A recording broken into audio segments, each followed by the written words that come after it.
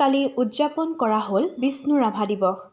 অসম চৰকাৰৰ সাংস্কৃতিক সঞ্চালকালয়ৰ উদ্যোগত ডিব্ৰুগড়ৰ শ্ৰী শ্ৰী আউনীআটী শাখা সত্ৰৰ প্ৰেক্ষাগৃহত অনুষ্ঠিত ৰাভা দিৱসত বিশিষ্ট চিত্ৰশিল্পী কন্দৰ্পনাথ শৰ্মা আৰু বিশিষ্ট নৃত্যশিল্পী ঝৰ্ণা শইকীয়াক সম্বৰ্ধনা জনোৱা হয়। দুয়োগৰাকী শিল্পীক অসমৰ মুখ্যমন্ত্ৰী সৰ্বানন্দ সোণোৱালে অসম চৰকাৰৰ তৰফৰ পৰা সম্বৰ্ধনা জ্ঞাপন কৰে।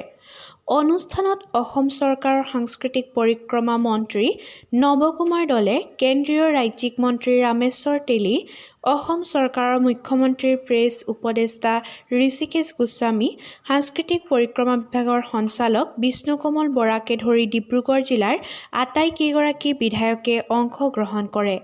ইয়াৰ পিছতেই মুখ্যমন্ত্ৰীগৰাকীয়ে 2,32,00,000 টকা ব্যয়েৰে নৱনিৰ্মিত ডিব্ৰুগড় সদৰ থানাৰ ভৱনটো আনুষ্ঠানিকভাৱে মুকলি কৰে।